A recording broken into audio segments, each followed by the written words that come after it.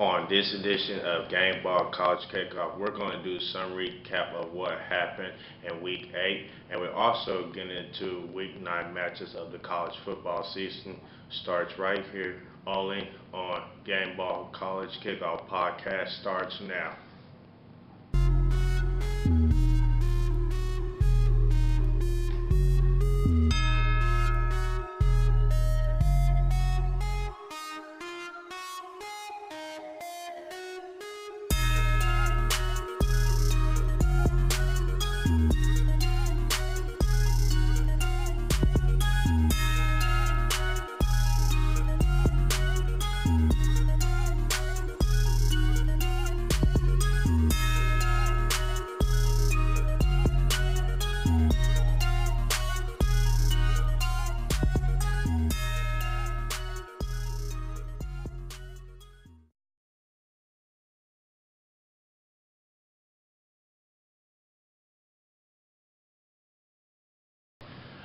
What's happening, everyone? Welcome to Game Bar College Kickoff Podcast, where the football season never ends. I'm your host, Michael Riley. And I'm Marcus Genius Jenkins. We're going to be doing a little recap of what happened last week's matchup, and we're also going to get into Week Nine's matchup as predictions. What you got for us today? All right, we're gonna do the recap of Week 8. Honestly, not really some surprises, but at least from a matchup standpoint with the scores, kind of about where some of us kind of predicted them. We're gonna start with the Big 12 matchup between the Oklahoma Sooners and the Kansas State Wildcats. The Wildcats were on the home hosting the Sooners. They would actually fall to the Sooners by a score of 42 to 35. A very close matchup. How would you recap this game?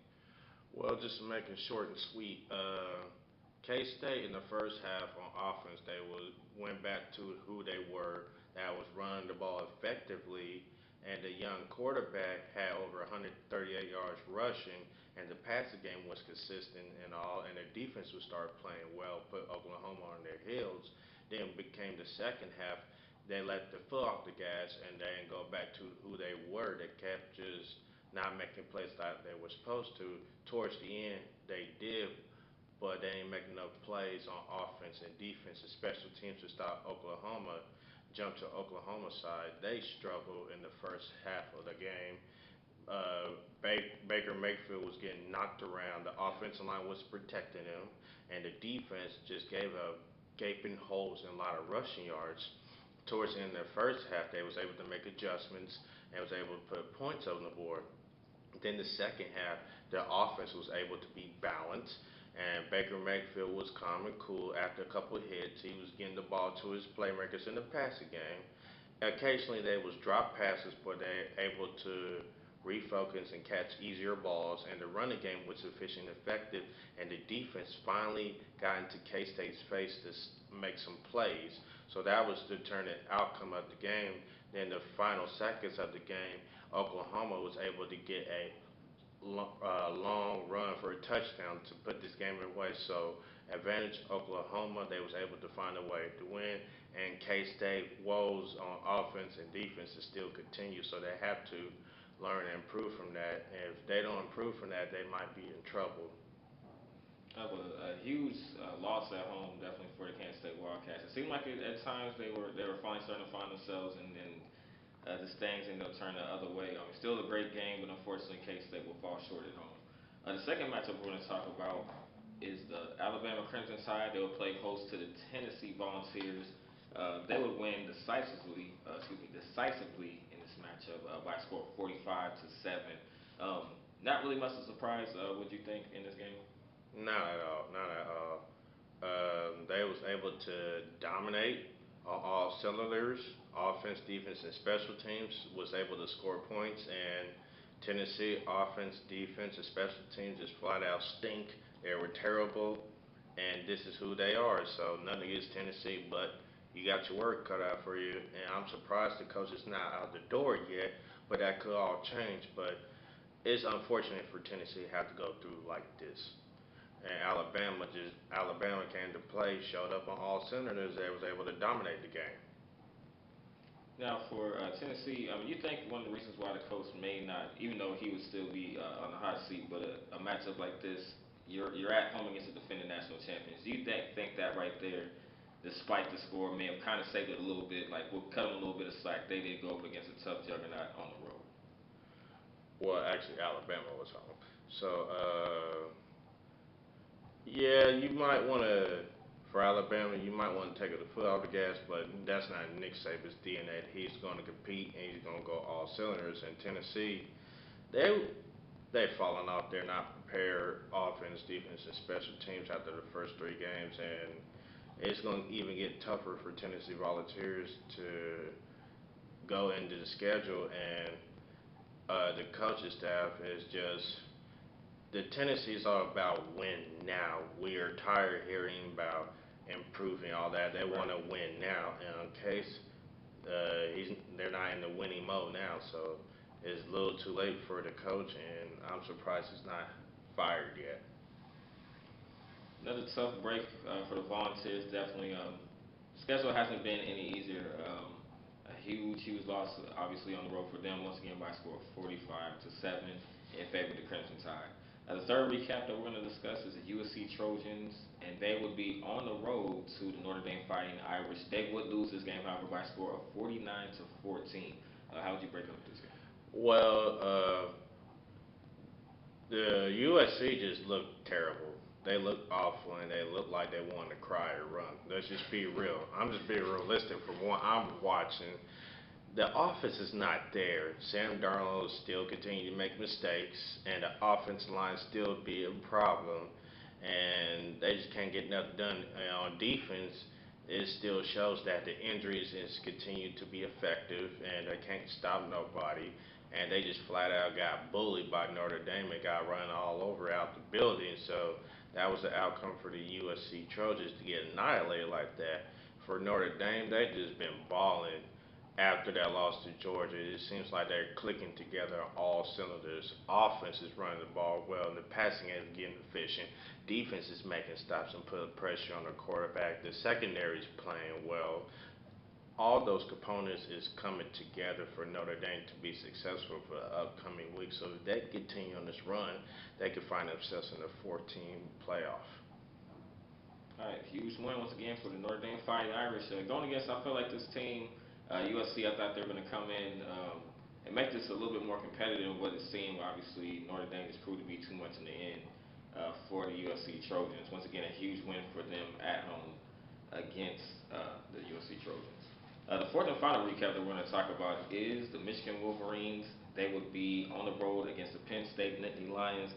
Penn State would win this one decisively as well by a score of 42-13. What happened to Michigan in this game? Penn State was too much for Michigan. Michigan wasn't prepared to take on a juggernaut like Penn State. Michigan offensively couldn't not get the ball going. At times they were there, but overall Penn State just got into their heads and took them out of the game. Offense couldn't do nothing. Turnovers, three and outs, and you had miscommunications, a lot of mistakes. Defense couldn't stop Penn State from running wild. They could not get off the field on third down. They could not create one-on-one matchups like they did. So Penn State exposed them from that.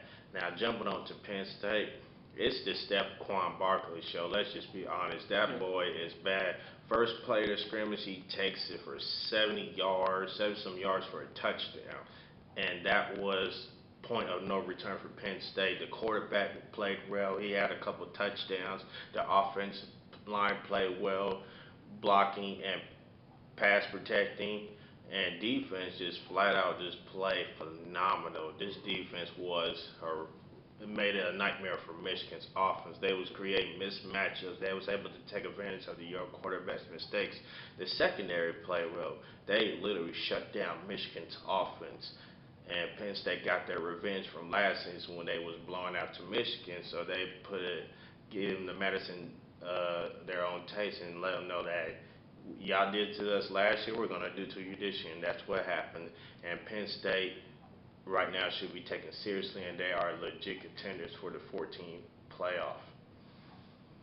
And like we told y'all last week, when Penn State needs some yards for some plays, what do you do?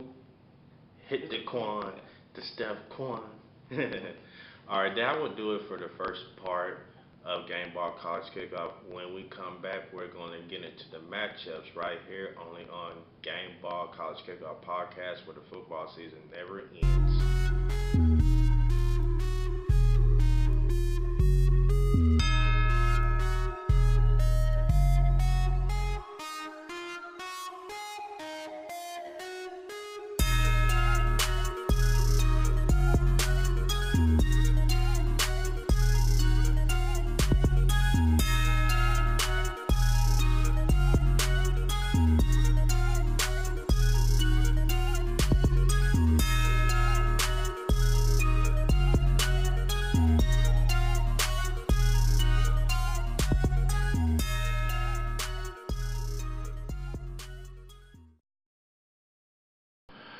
What's happening, everyone? Welcome back to Game Ball College Kickoff Podcast, where the football season never ends.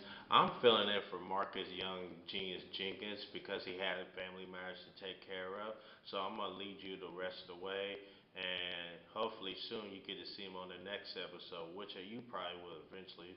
But I'm filling in for him, so let's get it started. I'm gonna do it the best way I can, and we'll get into the Week 9 matchups with Oklahoma State versus West Virginia.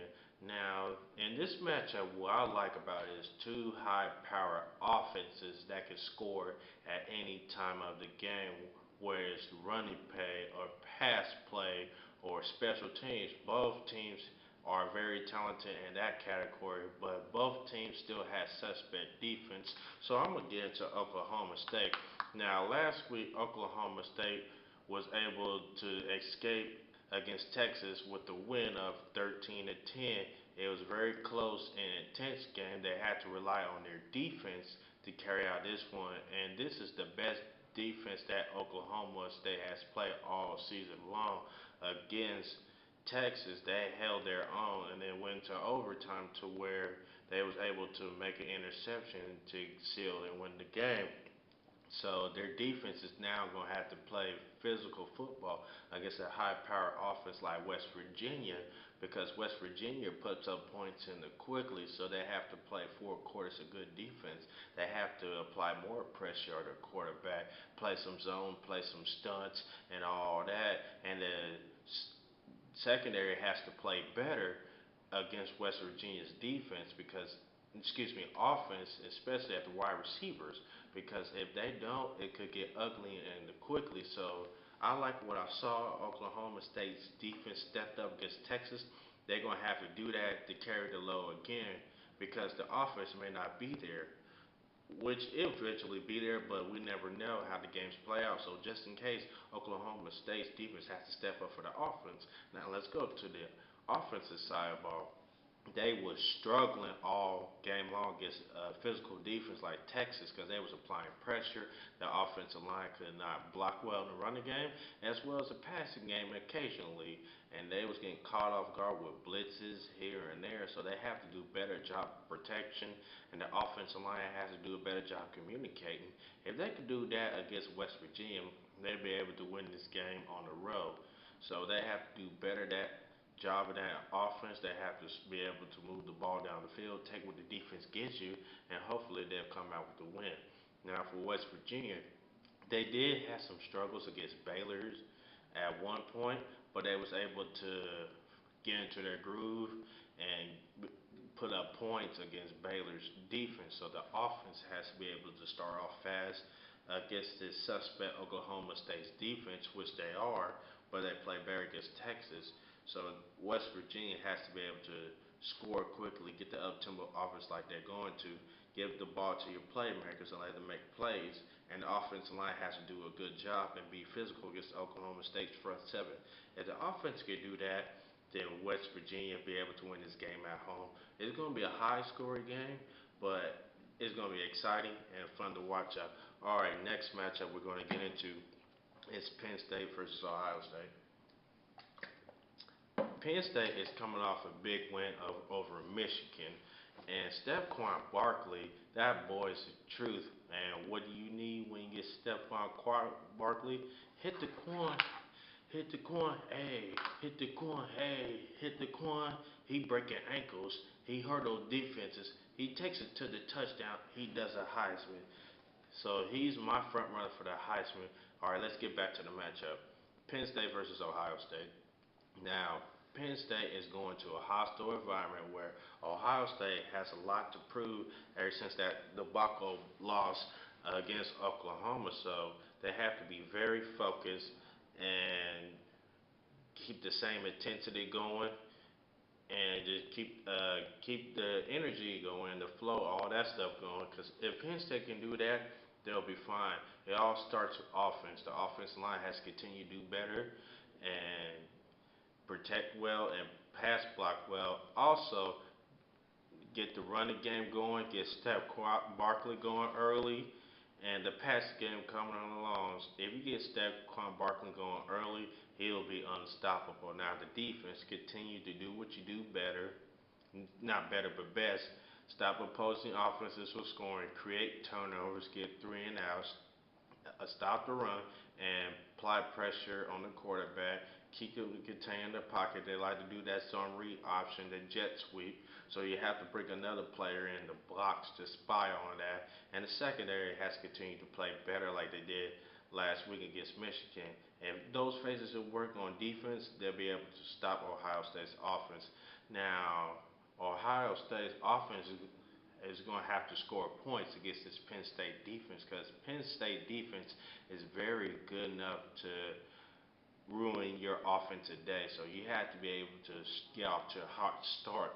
You have to be able to score touchdowns instead of field goals because if you score field goals, then field goals ain't going to win you the game. So for Ohio State, they have to run the ball efficiently. JT Barry has continued to be consistent in the passing game, and you also have to convert third downs. If you convert third downs and take time out of the clock and score points, then you put Penn State in position to score with urgency and keep their offense on the sideline.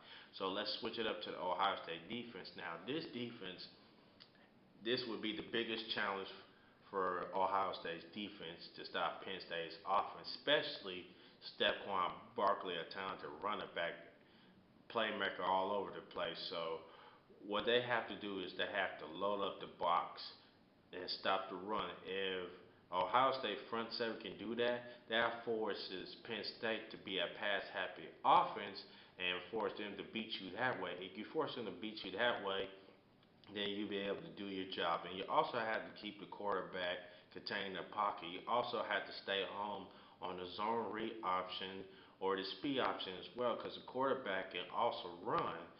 And when he's in trouble, he'll run for first downs when you need to, and you also can throw the ball as well. And you also have to be real physical with the receivers. If Ohio State can get back to their dominance and stop Penn State's offensive scoring, then they'll win this game. So this will be one exciting matchup to watch for. Okay, let's get into the next matchup. That will be North Carolina State versus Notre Dame.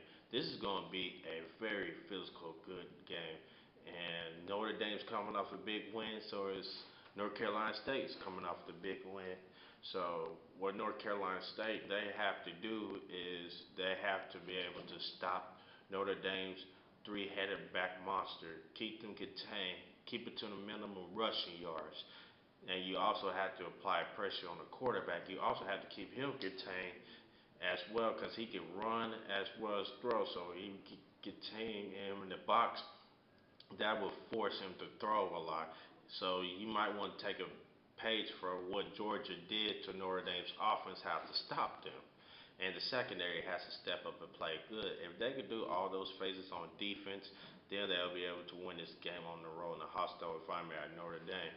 Now let's go to the offense of North Carolina State. They are playing some good ball, and especially they are well balanced. Get the running game going against this very good front seven of Notre Dame. The offensive line has to be real physical in this game. They have to get all their blocks good. They have to be able to pass protect well, and communicate with one another. Because Notre Dame is one of those defenses where they can confuse you real easy with different schemes here and there. And plus, you go into that hostile environment and that crowd there. So what you want to do is be able to take the crowd out of the game, get some completions going in the passing game, and you all have to be able to convert most of your third downs. If you convert most of your third downs, turning your third downs into touchdowns instead of field goals, then North Carolina be successful on offense. You also be able to steal this game on the road as well. Now for Notre Dame's defense, they annihilated USC. They just flat out punked USC. That's why I said punked. So had to be able to take what they did last week and apply it this week against a very good North Carolina State team. So what you have to do offense is continue to be balanced, get the running game going, be consistent in the passing game, and you also have to be able to make more plays than the other team and not make much as mistakes. You have to be able to be creative, get some wrinkles going here or there that North Carolina State defense has not seen. So if Notre Dame's offense can do that, then they'll be able to put up points like they did against USC. It's going to be a very close, good game, but I am excited to watch. All right, last matchup to get into is Georgia Tech versus Clemson. This is going to be a very close, fought, good game. And Clemson is coming off a bye week and also coming their first loss of the season to Syracuse. Now let's get into Georgia Tech. Georgia Tech offense has to make it very difficult for Clemson's defense to stop because they are one of the best offenses in the country was the triple option offense and as well in the passing game they can sneak up and attack you deep. But they're not a passing team, but they can be once in a while. So they have to get the option, triple option going. The offensive line has to be able to block well. I guess it's very good Clemson's front seven because they're going to be playing mad and they're going to come to play. So if the offensive line do their job and get the option running game going and take advantage in the pass game here and there, they'll be fine. It's not the offenses I'm concerned about. It's the defense be able to stop Clemson's offense, especially that secondary, because they're going up against good, physical, tall, strong receivers. So the secondary has to step up and stop Clemson's receiver. The front seven of Georgia Tech has to be able to contain Clemson's offense, especially Kelly Bryant, keep him contained in the pocket. You have to stop the run and force Clemson to be one-dimensional offense. If you can force Clemson to be one-dimensional offense, you are able to win this game on the road. Now Clemson is coming off an upset, disappointing loss, 27 to 24 to Syracuse a few weeks back at home. They're sick to their stomach and they're gonna come out swinging in a pissed off mentality mode. So they have to control their emotions and have to play smart football to be able to bounce back and win this game because Georgia Tech is not one of those teams to be taken lightly. So they'll wear you down with a triple option. But I believe that Clint Venables is one of those coordinators that get his team bounced back on defense and not let the stuff happen again. So he has to prepare his defense better and has to be able to make better plays, get three and outs, force turnovers, put pressure on the quarterback, and all that stuff. So you have to force Georgia Tech to be a passing team. If you can shut down the running game, then Clemson does his job on defense. So Clemson has a tough challenge this week defending the option, triple option, speed option, jet sweep, whatever that Georgia Tech offense throws at them. So if their defense can stop the triple option and force Clemson to be a passing team, excuse me, force Georgia Tech to be a passing team, then they'll be able to win this game. Now, offensively, they have to bounce back because they was beating themselves up with penalties, mistakes, and turnovers. They can't have that. Kelly Bryant has to be able to reestablish himself and go to his progressions and continue to do what he do the first several weeks of the college football season. If he goes back to the Kelly Bryant of old for what we've seen, then he'll be fine. And the offensive line has to do a better job protection and run block. And receivers have to be able to make plays. And you also have to get better at running the ball efficiently. If you can do that, Clemson will be able to bounce back, and special teams will be the key component for Clemson's success. If special teams, kickoff return, punt return can contain and make plays against Georgia Tech, then Clemson be able to get a bounce back win and hopefully continue to get this roller coaster going and get back to the national championship game, the college football playoff. But we'll see that as time goes. All right, this is our favorite part of the segment. It is prediction time. So I'm gonna fill in for his prediction on who's gonna win, as well as I'm gonna give you my prediction who's gonna win. So let's get to it. The first game of the day is Oklahoma State versus West Virginia. We both picked Oklahoma State over West Virginia. I just feel like Oklahoma State is going to have too much firepower on offense for West Virginia's defense, and they're going to put up points. It's going to be a high-scoring game, but at the end of the day, Mason Rudolph and the crew will be able to find a way to get it done. So I'm going to say along the line of 40 to 35, Oklahoma State wins on the road in Morgantown. All right, next matchup, Penn State versus Ohio State.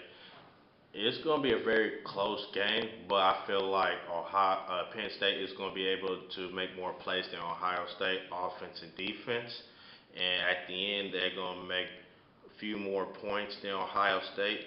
So for those reasons, I'm going to say Penn State wins over Ohio State 31 to 20, and he also picked Ohio State to win. Stephon Barkley is going to be too much for that defense, and JT Barrett would be able to not make more plays than Penn State's defense. So for those reasons, I'm picking Penn State to win 31 to 20 on the road for Ohio State. It's going to be close, but they'll fade away with a few more points than Ohio State. All right, next matchup we're going to get into is North Carolina State versus Notre Dame. It's going to be a very low scoring. It's going to be one of those physical games. It's going to be a dogfight till the end. But I feel like Notre Dame is going to be able to outplay North Carolina State offense and defense to win this game. So I'm going to say a low scoring 17 to 10 Notre Dame or North Carolina State. And he also picks Notre Dame over North Carolina State as well. It's going to be a hard-fought game. It's one of those there's toss-ups, and they're both have the same record, but I feel like Notre Dame at home and that home crowd and that home field advantage is going to play to their favor. It's going to be a very physical, hard-fought game, but it's going to be low-scoring. I'm going to give Notre Dame the edge, 17 to 10. All right, our last game of the day is going to be Georgia Tech versus Clemson. Now, Clemson is coming off a loss, and they're going to have to find ways to make plays defensively to stop Georgia Tech's triple option game. I feel like it's going to be a very close fought game, but at the end, Clemson will find a way to sneak out with the win at home. For those reasons, they'll bounce back and get a W, but it's going to be a close game. So I'm going to say Clemson wins 30 to 27, and he also picks Clemson to win as well. And that will do it for this edition of Gameball College Kickoff. Social media, Facebook, Gameball College Kickoff / Gameball NFL End Zone. Twitter at capitalized GAMEBALL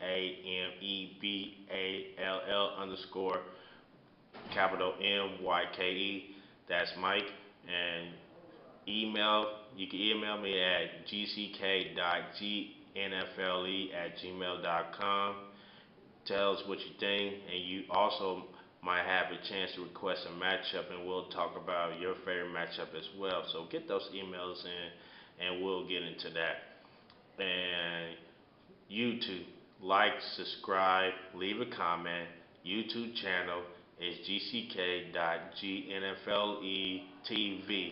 Alright, that would do it for this edition of Gameball College Kickoff. I'm Michael Riley by saying have a safe and blessed night and be good. This is Gameball College Kickoff podcast where the football season never ends. Peace. We are out.